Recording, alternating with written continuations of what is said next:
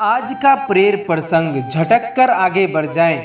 बहुत समय पहले की बात है। किसी गांव में एक किसान रहता था।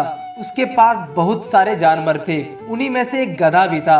एक दिन वह चरते चरते खेत में बने एक पुराने सूखे हुए कुएं के पास पहुंचा और अचानक ही कुएं में फिसल कर गिर गया।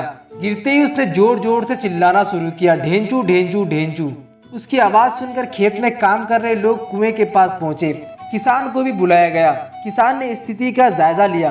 उसे गधा पर दया तो आई, लेकिन उसने मन में सोचा कि इस बुरे गधे को बचाने से कोई लाभ नहीं है और इसमें मेहनत भी बहुत लगेगी और साथ ही कुएं की भी कोई जरूरत नहीं है। फिर उसने बाकी लोगों से कहा, मुझे नहीं लगता कि हम किसी तरह इस गधे को बचा सकते हैं, अतः आप सभी अपने अपने कामों पर लग जाइए, यहाँ समय गंवाने से कोई लाभ नहीं।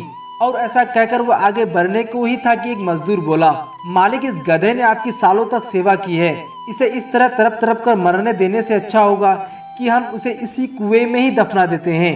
किसान ने भी सहमति जताते हुए उसकी हाँ में हाँ मिला दी। किसान बोला, चलो हम सब मिलकर इस कुएं में मिट्टी डालना शुरू करते हैं और गधे को यहीं दफना देते हैं। गधा ये सब सुन रहा था और वह और भी डर गया। उसे लगा कि उसका मालिक उसे बचाएगा, लेकिन उसका मालिक उसे दफनाने की योजना बना रहा है। यह सब सुनकर वह भयभीत हो गया, पर उसने हिम्मत नहीं हारी और भगवान को याद कर वहां से निकलने के बारे में सोचने लगा। अभी वह अपने विचारों में खोया ही था कि अचानक उसके ऊपर मिट्टी की बारिश होने लगी। गधे ने मन में सोचा कि भले ही कुछ हो जाए, वह अपना प्रयास नहीं छोड़ेगा और आसानी से हार नहीं मानेगा। और फिर वह पूरी तरह से उछाल मारने लगा। किसान भी औरों की तरह मिट्टी से भरी एक बोरी को कुएं में झोंक दी और उसमें झांकने लगा।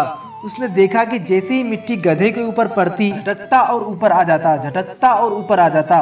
किसान भी समझ चुका था कि अगर यूं ही मिट्टी डलवाता रहा तो गधे की जान बच सकती है। फिर क्या था, वह मिट्टी डलवाता गया और देखते ही देखते गधे कुएं के मुहाने तक पहुंच गया और अंत में गधा कूदकर बाहर आ गया। शिक्षा, हमारी जिंदगी भी इसी तरह होती है। हम चाहे जितनी भी सावधानी बरतें, कभी न कभी मुसीबत रूपी गड्ढे में गिर ही जाते हैं। पर गिरना प्रमुख नहीं है, प्रमुख है संभलना। बहुत से लोग बिना प्रयास किए ही हार मान लेते हैं, पर जो प्रयास करते हैं, भगवान भी किसी न किसी रूप में उनके लिए मदद भेज देता है।